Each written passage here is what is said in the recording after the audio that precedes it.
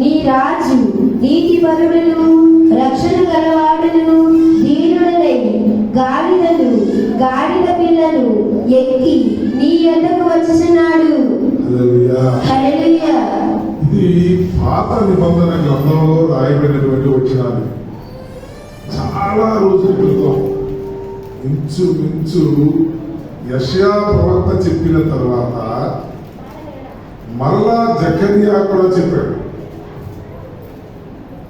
ఇద్దరు కలిసి రాసినటువంటి మత్తయి గారు కూడా రాస్తున్నారు.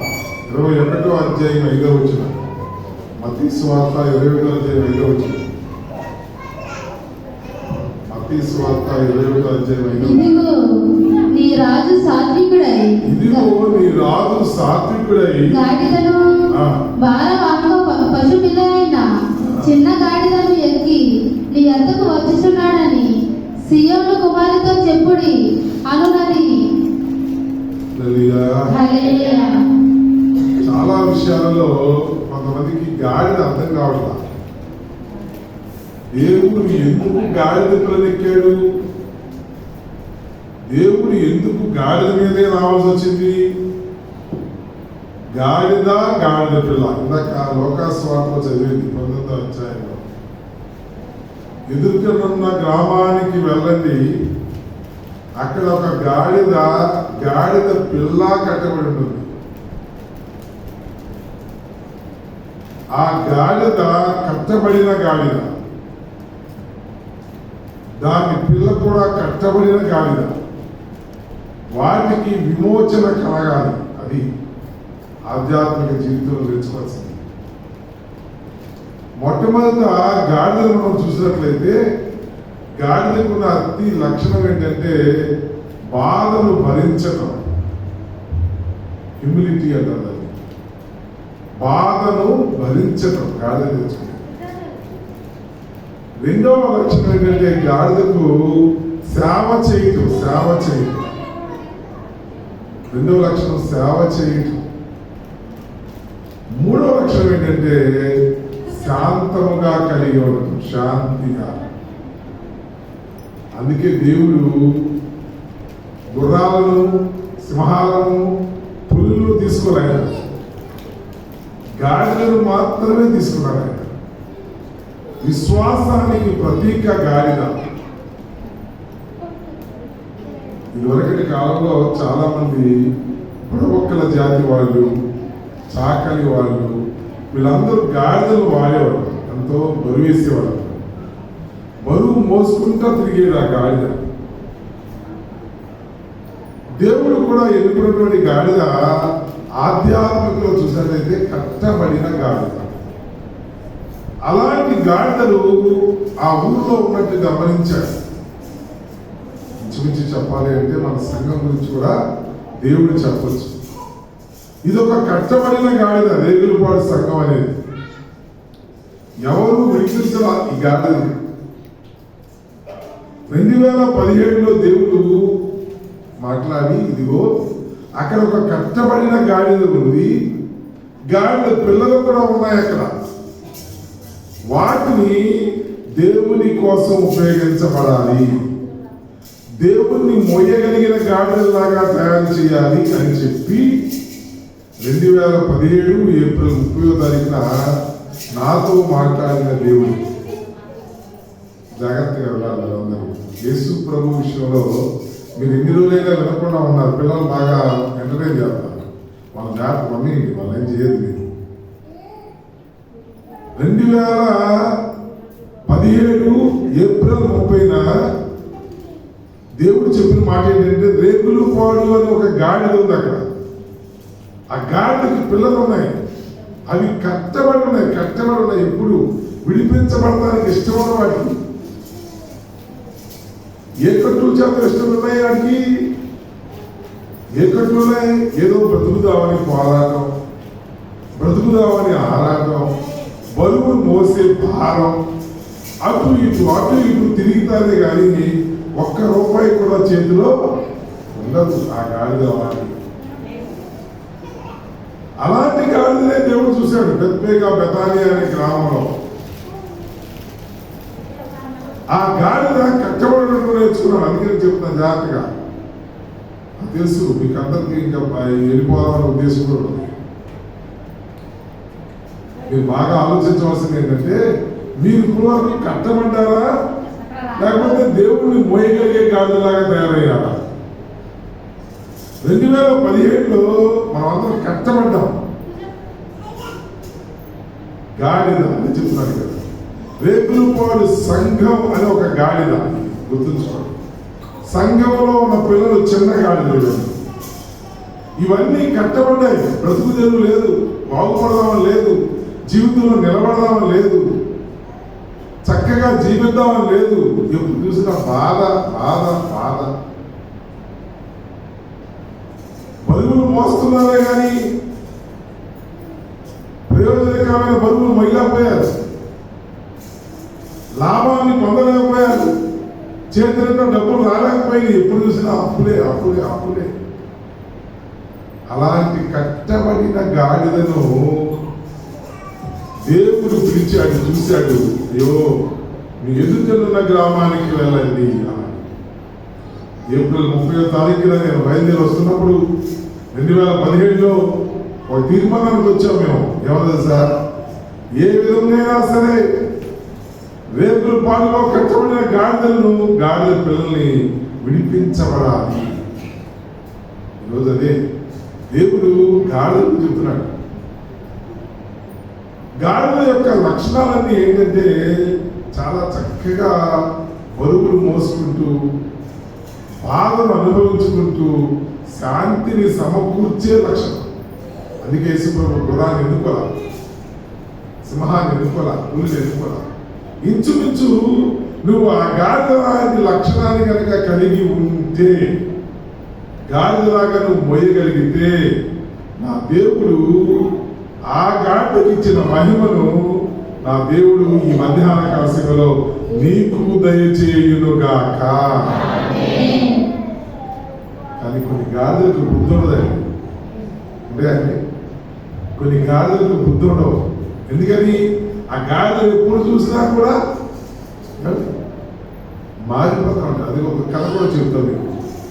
ఒక గాడిద, మనం ఏ గాడిదలాగా ఉన్నామో ఒకసారి చూద్దాం. జాగ్రత్తగా వెళ్ళాలి. మంజులా ఏ గాడిదలాగా ఉన్నారో చూడాలి. మీరు ఏ గాడిద చూసుకోండి ఎప్పుడైనా. లేకపోతే మీరు బరువులు పోయిపోయి తప్ప ఉపయోగపడదు. ఒక యజమాని ఒక గాడిద ఉందంట. అతను ఉప్పు వ్యాపారం చేసుకునేవాడు. గొల్లప్పుడు వెళ్ళి ఉప్పు అమ్ముకునే వచ్చాడు అనమాట. అది రేగులపాడు గాడిద. గొల్లపూడి వెళ్ళాలి, లోపలి వెళ్ళాలంటే ఎట్ట తగ్గాలి, ఏది తగ్గాలి కదా మరి. ఉప్పు వేసుకొని ఎట్టగొట్ట దాన్ని దాటి ఆ రాళ్ళ మీద నడుచుకుంటా వెళ్ళి అమ్ముకొని వచ్చి జీవనోపాధం చేసేవాడు. ఆ గాడిద ఏమనుకోవడం తెలుసా? అన్నం పెడుతున్నాడు, అన్ని పెడుతున్నాడు కదా, నన్ను ఉప్పు మోయిస్తున్నాడు, నన్ను ఉప్పు మోయిస్తున్నాడు అని చెప్పి బాధపడతా ఉండేది. ఒకరోజు నీళ్ళు వచ్చే సమయంలోనే ఆ గాడిద నడుస్తా ఉన్నట. ప్రమాదవశాత్తు గాడి అయిపోయిందంటే నేలలో పడిపోయింది. మరి ఉప్పు ఏమైపోయింది? కరిగిపోయింది. ఉప్పు కరిగిపోయింది. మళ్ళీ గాలిని ఎలాగోగా లేపితే ఉప్పు సగానికంటే సగం కరిగిపోయినట్టుగా యజమాని గుర్తించాడు బాబు. సరే ఎక్కడ కొట్ట తీసుకెళ్ళాలి. గాలికి బరువు తగ్గించాలని దేవుడు ఏం చేశాడంటే ఆ గాలి యజమాని ఇంకొంచెం తక్కువే వేస్తున్నాడు. అయినా కూడా గాలి తెలుసుకుంది, నేను నీళ్ళలో పడితే నా బరువు తగ్గిపోతుంది కాబట్టి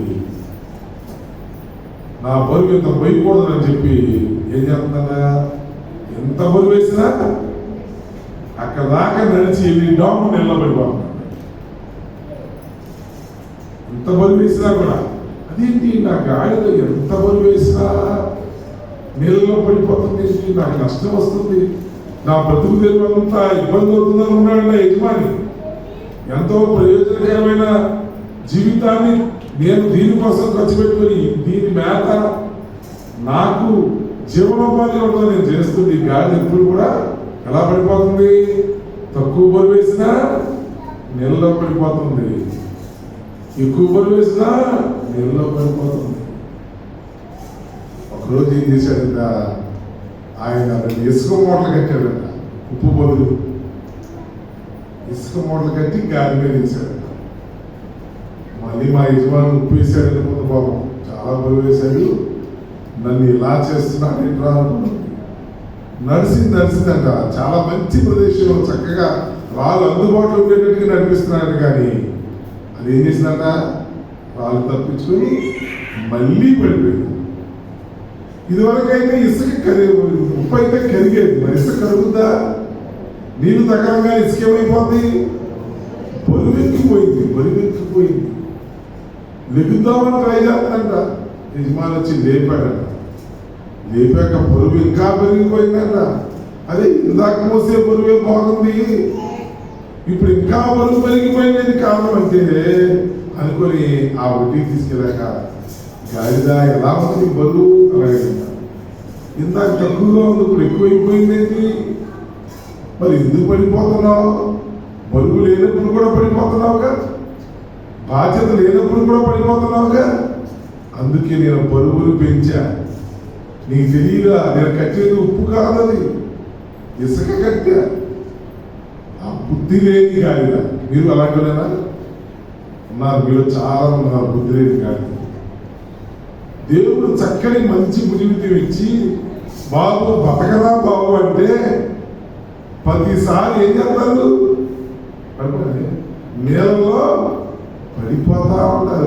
ఈ బరువు ఎక్కువైపోయింది, నాకు ఈ బరువు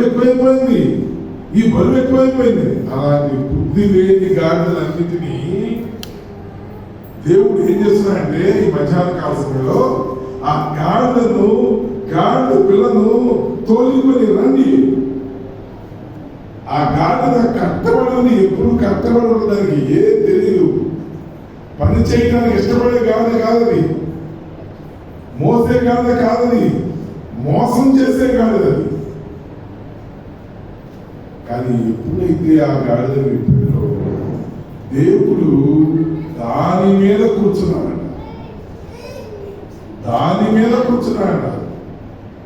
అప్పటి వరకు కట్టబడిన ఆ గాడిద యేసు ప్రభువును మొయ్యటం నేర్చుకుందంట.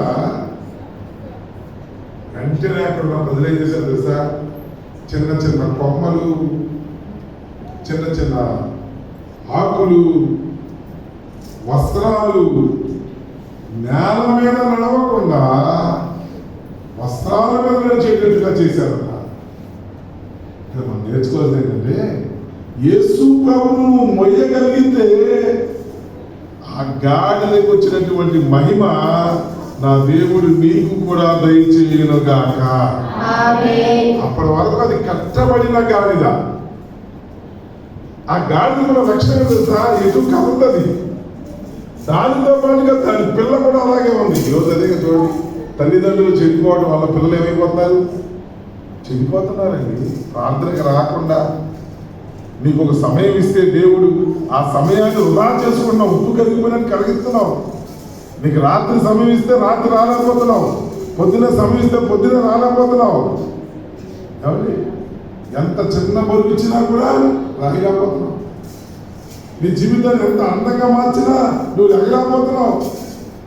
నిన్ను ఎంతో దీవించినా నువ్వు మాత్రం చెందలేకపోతున్నావు. చక్కగా ఆ గుట్లన్నీ విప్పగలిగితే చక్కని గాడిలాగా మీరు అందరూ తయారవుతారు. దేవుడిని మహిమపరిచే గాడిలాగా మీరు ఉండాలి. అందుకే 21:5 చూడండి సరే. ఇదిగో నీ రాజు సాత్వికుడనై గాడిదలు భారవాహక పశుపిల్లనై చిన్న గాడిదను ఎక్కి నీ యొద్దకు వచ్చుచున్నాడని సీమోను కుమారితో చెప్పుడి. గాడిదకు సిలువను మోసే శక్తి ఉంది. ఇప్పుడు యేసు ప్రభువును మోసే శక్తి యేసు ప్రభువును పైన చూడండి. అయ్యా, నీ సిలువను నేను కూడా మోస్తానయ్యా. అయ్యా, నీ సిలువను నేను కూడా మోస్తానయ్యా. నీ సిలువను మోస్తే నా జీవితంలో ఎప్పుడు పాల్పోయే ఉంటుంది. అందుకే గాలి చూస్తున్నాను దేవుడు. బాధను భరించగలిగింది, సేవను చేయగలిగేది, శాంతిని అనుగ్రహించగలిగేది. అలాంటి గాడిదలాగా ఉండాలని దేవుడు కోరుకున్నాడు. ఒకప్పుడు ఎన్నో బాధలు మనకి, దేవునికి ఇవ్వాలంటే బాధ, దేవుని కోసం ఖర్చు పెట్టాలంటే బాధ. మన అలాంటి బాధ ఏం చేస్తున్నాం? బరువు మోయగలుగుతూ ఉన్నాం, బరువు మోయగలుగుతూ. నా దగ్గరికి వచ్చి వాళ్ళు చెప్పారు మొన్న విజయ్ కుమార్ గారు, ఏమన్నా తెలుసా, అయ్యా అది బాధ అయినప్పటికీ కూడా మేము మోస్తాం. చూసారండి, మేము బాధ అయినప్పటికీ కూడా మోస్తాం. ఎవరి కోసం? సేవ చేయడం కోసం, శాంతిని అనుగ్రహించడం కోసం, శాంతిలో ఎదగడం కోసం. గాడిదకున్న గొప్ప జ్ఞానం ఏంటంటే తన యజమాని బాగు కోరేది. అది ఎప్పుడు యజమాని బాగు కోరేది, మనం ఎప్పుడు యేసయ్య మహిమను కోరాలి మనం. అందుకే గాడిద ఎన్నుకున్నాడు ఆయన. మరి నువ్వెలా ఉన్నావు? యేసయ్య మహిమను కోరేదాకా ఉన్నావా? కొంచెం బాధ వస్తే భరించగలుగుతున్నావా? కొంచెం బాధ వస్తే దేవుణ్ణి స్తుతించగలదు. ఎంత బరువు వేసినా గాడి చెప్పుకున్న ఆ బరువు తెప్పమని అడగదు, మోసుకెళ్తా ఉంటుంది, మోసుకెళ్తా ఉంటుంది. ఒక్కోసారి మనకి బాధలు పెంచుతూ ఉంటాడు దేవుడు. కానీ మనం ఏం చేద్దాం? చిన్న బాధ రాగానే మోసం చేయడం మొదలు పెడతాం. అవునా కదా? ఈ బరువు ఏమవుతాం అని మనం ఎటువంటి దారి చూసుకున్నాం, మనం వెళ్ళే పద్దాక ఈ బరువు మయ్యేమని మనం. ఆ గాడిద ఏం చేసింది? నీళ్ళలో పడిపోతాం, మోసం చేయడం, నీళ్ళలో పడిపోతాం, మోసం చేయడం. అప్పుడు ఏం చేశాడు దేవుడు? ఇంకా బరువులు పెంచాడా తగ్గించాడా? ఇంకా బరువులు పెంచాడు. చూసారండి, దేవుడు మంచి అవకాశం ఇస్తే అవకాశం వినియోగించకపోతే దేవుడు ఏం చేస్తాడు? బరువు పెంచుతాడు తగ్గుతాడా? బరువు పెంచుతాడు, కనిపించని బరువు పెంచుతాడు. అప్పుడు నువ్వు గిలగిలగల కొట్టులాడతావు. సియోను కుమార్తె, సియోను కుమార్తె, యెరూషలేము నివాసులారా, మీరు చూడాల్సింది ఏం తెలుసా? తగ్గించుకున్న జీవితం కలిగిన యేసు ప్రభువును చూడాలి. తగ్గించుకునే జీవితాన్ని గాడిద యేసు ప్రభువు ద్వారా తెలుసుకుంది. ఎప్పుడైతే గాడిద యేసు ప్రభువును మోయడానికి ఇష్టపడిందో,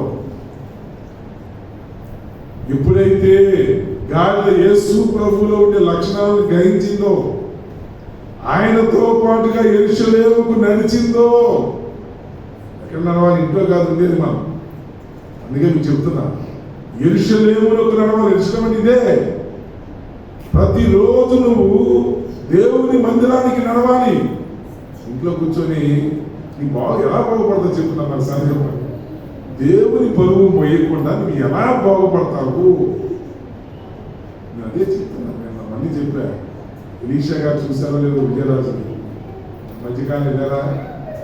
ఎలీషా గారు విజయరాజుని చూసారు, మీ మేనల్ని వెళ్ళాలి, ఒకసారి వెళ్ళాలి చూసి రావాలి. నాకు వాడు నేను చెప్పాడు, ఏడుపు వచ్చింది నాకు. ఇప్పుడు పొద్దున మాస్టర్ కూడా అదే చెప్పాడు. దేవుడు ఉన్నాడా లేడా అని తెలియాలి అంటే, దేవుడు ఉన్నాడా లేదా అని తెలియాలంటే వెళ్ళి ఆ క్యాన్సర్ హాస్పిటల్ దగ్గర ఉండాలన్నాడు విజయరాజు చెప్పే సాక్ష్యాన్ని. నేను ఎప్పుడు వెనకబడ్డానయ్యా, నేను వెనకబడ్డానయ్యా, కానీ నాకు ఇప్పుడు తెలుస్తుంది దేవుడు ఉన్నాడా లేదని.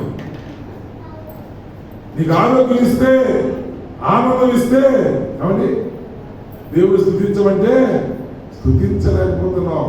చిన్న బరువు ఇస్తే కాబట్టి ఏదైనా ఒకరోజు చిన్న పని ఉంటే ప్రార్థన ఏం చేస్తాం మనం? చెప్పండి.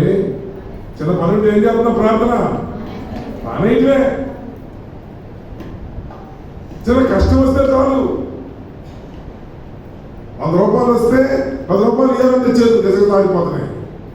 ఇంకా కొంతమంది, చాలా మంది ఉంటున్నానే కాదు, మీలో ఆ బుద్ధి కూడా చాలా మందిలో పోయింది. నేను దాని గురించి ఉన్నాను. ఇంకా ఇంకా వెనకపోయిపోతున్నారు మీరు. ఎన్నైనా బరువులు పోయాలని చూస్తున్నారు కానీ, ఏమండి ఎంతో బాధపడాలని చూస్తున్నారు కానీ దేవుణ్ణి మోసం చేయటం వెనకాట్లా మీరు. చూసారండి, గాలి చేసింది యజమాని మోసం చేద్దామని. ఏమండి చిన్న బరువు పెట్టినా నీళ్ళలో పడిపోతాం, పెద్ద బరువు పెట్టినా నీళ్ళలో పడిపోతాం. అందుకే ఏం చేశాడు దేవుడు? మొయ్యలేని బరువులు పెట్టాడు ఈసారి. కథలో మనం నేర్చుకోవాలి. యేసు ప్రభు మనకు అవకాశం ఇస్తున్నాడు. ఏ కట్టుల చేత నువ్వు బాధించబడుతున్నావు? ఇదిగో నీరసమా, నిజాయితీ లేనితనమా, నీతి లేకుండా బ్రతుకుతున్నావా, లేకపోతే అక్రమంగా బ్రతుకుతున్నావా? ఆ కట్టులన్నీ ఇప్పబడతాయి ఈ ప్రార్థన చేస్తే. ఆ కట్టుల నుంచి బయటపడాలి. నీకు అవకాశం ఇస్తే మంచమే పడుకున్నావు కానీ ప్రార్థన రాలేకపోతున్నావు. ఏదో ఆదివారం ప్రార్థనకు వచ్చి మొక్కుబడిగా ఉండి వెళ్ళిపోతాను అనుకున్నావు. ప్రతిరోజు ప్రార్థన అవసరం నీకు. ఉదయం సాయంకాలం దేవుని మందిలో రావడం అవసరం. నేను అదే అంటున్నాను విజయరాజు, నేను ప్రార్థన కూడా వెళ్ళకపోయినాయా మాస్టర్ అండి అన్నాను. మరే వెళ్ళకపోతే కామకుండా అని చెప్పాను. ఇప్పుడైనా తెలుసుకున్నావు కదా, నాకు ఇంకా కోపం రాలా, బాధ రాలా, వేదన వేదన వేదన. మనిషి జీవితం స్వల్పంగా అయిపోతుంది. స్వల్పం. ఎన్నో రోజులు ఉండవు. నువ్వు తేడా వచ్చిందంటే నీ జీవితానికి 3 నెలలు అన్నమే తినలేదండి. అన్నం తిన్నాడంట. ఇప్పుడు అన్నం తింటాను మేస్టారు, నాకైతే దేవుడు న్యాయం చేస్తాడని నమ్మకం ఉందన్నాడు. సంతోషం, అలాగే ఉండు. మా సంఘం అంతా కలిసి ప్రార్థన కూడా చేస్తాం. దేవుని చిత్తమైతే దేవుడు మనసు మార్చుకొని నువ్వు మళ్ళా సేవ చేయగలిగితే అందుకని గొప్పది లేదు. ఒకసారి చూడాలంటే వచ్చిందని చూదురు కానీ మనిషి జీవితం చాలా స్వల్పమైంది. ఇంకా ఏ కట్లు చేత నువ్వు కట్టబడుతున్నావో ఆలోచించుకో. ఇంకా సంపాదన అనే కట్టే కావాలనిపిస్తుందా? ఇంకా మోసం చేయాలనే కట్టే కావాలనిపిస్తుందా? ఇంకా దేవునికి వ్యతిరేకంగా నడవాలనే ఆ కట్టులోనే ఉన్నావా? దేవునికి ఇవ్వాలంటే పిసినార్థనంతో బాధతో ఉన్నావా? నా దేవుడు అంటున్నాడు, ఇదిగో ఆ కట్లు నీవు పని చేయండి. ఏప్రిల్ 30, 2017లో దేవుడు నాకు చెప్పింది, రేకులు పాడు అనే ఒక గాడిద ఉంది, దాని పిల్లలు ఉన్నారు, వాటన్నిటినీ యెరూషలేము వైపుకు నడిపించాలి. అందుకేగా ఈ రోజున మీరు యెరూషలేము వైపు నడవకపోతే చూడండి, మన యేసురత్నం గారు పంట పండంగానే ఏపటికొచ్చాడు, నేను చేయాల్సిన పని ఏదో చేయాలి. యెరూషలేము వైపు నడవగలిగే గాడిదలు వాటిని దాయలేవు. వాళ్ళందరూ బాధపడుతున్నా చెప్పిన మాట ఇప్పుడు కూడా మర్చిపోలేకపోతున్నా. మా దగ్గర ఉంటే మేము పెడదారికి వెళ్తాం. అననయ్య సప్పేరలాగా ఉండటం నాకు ఇష్టం లేదు. మేము యేసును మోసే గాడిదలాగా ఉండాలి. నాకు అప్పుడప్పుడు చంద్ర సుజాత గుర్తొస్తుంది. ప్రార్థన పూర్తి ఆమె రావట్లేదు. అదొక్కటి కూడా ఉంటే వాళ్ళ కుటుంబం ఇంకా బాగుపడుతుంది. ఆమె లేచిని ఊపు తీసుకొని ఆ ఉప్పు మూటలాగా చిన్న ఉప్పు మూట ఇస్తేనే తగ్గులేకపోతుంది, పద్దాక కింద పడిపోతుంది. అదే బరువును మోయగలిగితే ఇక పెద్ద బరువు అయింది. ఆయన ఎక్కడ చూసినా అవసరమాలే. మా ఎలీషా గారు సామాన్లు ఈ 3 కూర్చుని చూసామంటే ఎవరు? ఎలీషా గారు. ఆనాటి కాలంలో 9,000 రూపాయలు కొన్నాడు. ఈ ఇంత గుడి కావాలంటే ఎలా? మీరందరూ కూర్చున్నారంటే ఎలా? చంద్ర సుజాత గారు. ఇది చెప్తారంటే ఆ పోవడం కాదు, దేవుని మరుపును మోసే సాధకంగా నువ్వు తయారవ్వాలి. అందరికీ 18,000 వచ్చినాయి, ఆమెకే వచ్చినాయి. ఆమె ఉంచుకుందా? ఏం చెప్పింది? వద్దు, నాకు వద్దు డబ్బులు. నేను దేవుని మోసే సాధకంగా తయారవ్వాలి. నా కట్లు ఇవ్వబడ్డాయి కాబట్టి నేను దేవుని మోసే సాధకంగా ఉండాలి. మంచిది క్యాన్లు మన ఆధారం కాదు. ఎంత మంచి ఆలోచన చూడండి. ఈరోజు ఎవరి దగ్గరికి వెళ్ళక్కర్లా. మన వాళ్ళు తేలేదు కానీ క్యాన్ కూలింగ్ క్యాన్ ఒకటి తెచ్చుంటే చక్కగా తాగేసేవాడు. డ్రింకులు తెచ్చారు బాబు. ఎవరు ఇచ్చారు డ్రింకులు? స్టీఫెన్ గారు. చూసారు ఆయన ఎంత ఆలోచించాడు. ఎండలో కూడా ఉన్నారు కాబట్టి డ్రింకులు ఇద్దాం. దేవుని పరిచయం చేయటువంటి సాధకులు అంటే ఎన్ని ట్రాక్టర్లు, ఎన్ని విషయాల్లో ఎంతమంది. మన ఇస్రాయేల్ గారు ఆయన ప్రార్థన రాలేదు, లేకపోతే బంగారులుగా ఆయన అప్పుదారులు కాదు, ఇంకా శుభ్రంగా అయిపోయేది. ఆయన ఇంకో బరువు మొత్తాన్ని కానీ దేవుడు అవకాశం ఇచ్చి శక్తిని ఇచ్చినప్పుడు ఏం చేశాడు? పడిపోతున్నాడు ఆయన. ఆ గాడి చేసినట్టే పడిపోతున్నాడు నీళ్ళలో. ఇప్పుడు ఏం చేస్తున్నాడు దేవుడు?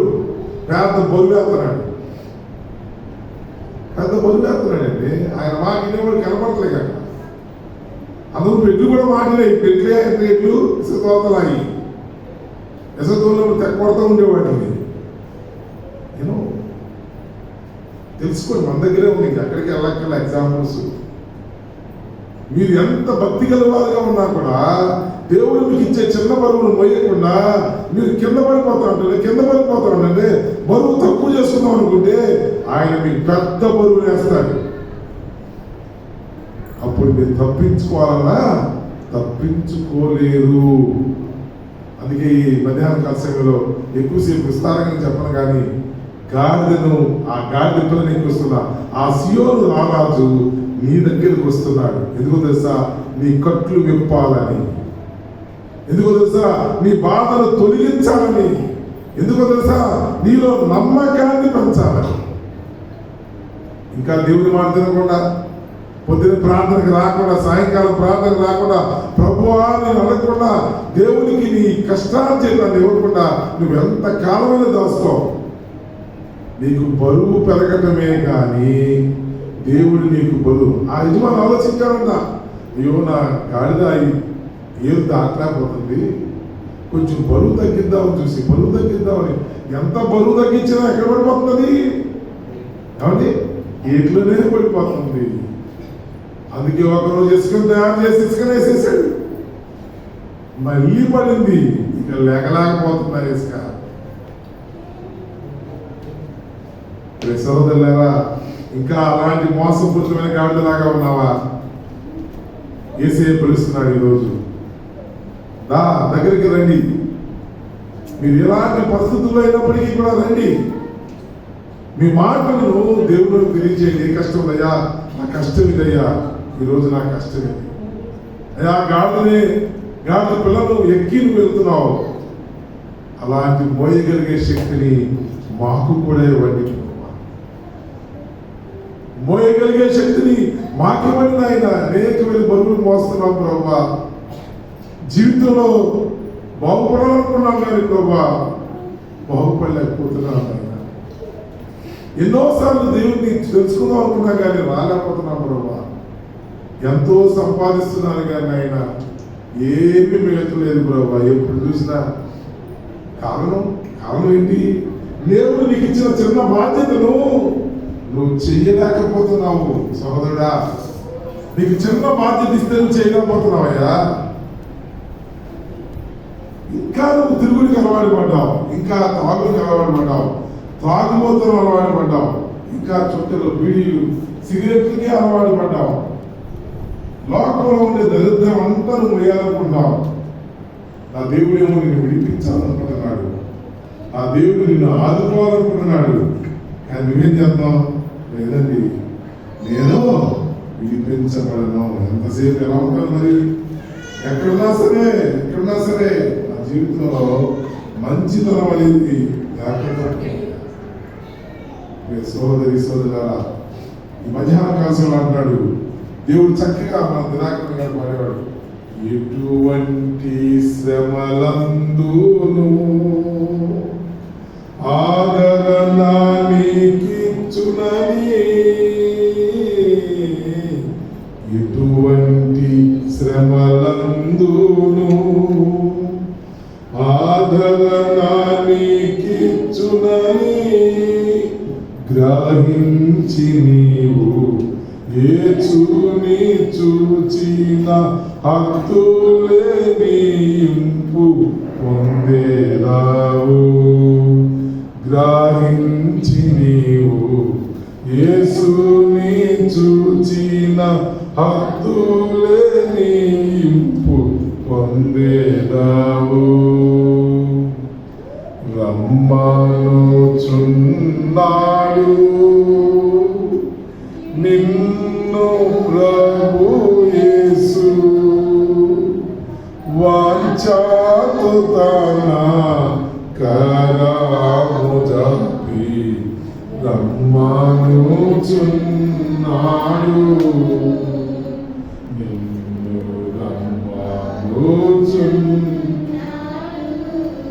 కన్నీరంతా తుడచును, కను పాపవలి కాపాడు. కన్నీరంతా తుడచు కనుపాపవలి కాపాడు కారు మేఘము వాలి కష్టములు వచ్చినను కనికారించి నిన్ను కాపాడును కారు మేఘముల వాలి కష్టములు వచ్చినను కనికారించి నిన్ను కాపాడును నమ్మనుచున్నాడు నిన్ను యేసు వాంఛాతుతాన కరాముసావి నమ్మనుచున్నాడు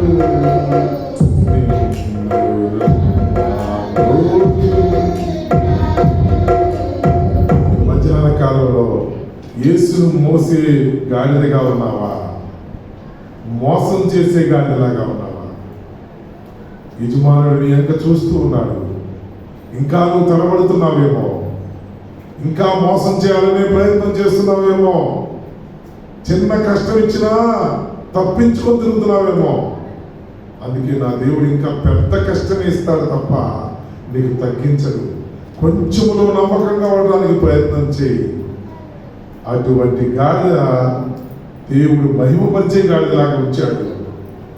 ముళ్ళ మీద నడవలసింది, రాళ్ళ మీద నడవలసిన గాడిదను మెత్తని పరుపుల మీద నడిపిస్తున్నాడు. నీ కుటుంబం మెత్తని పరుపుల మీద నడవాలి అంటే, నీ జీవితం మెత్తగా ఉండాలి అంటే, నెమ్మదిగా ఉండాలంటే యేసును మోసే సాధకంగా ఉండాలి. ఆయన ఇప్పుడే పిలుస్తూ ఉన్నాడు.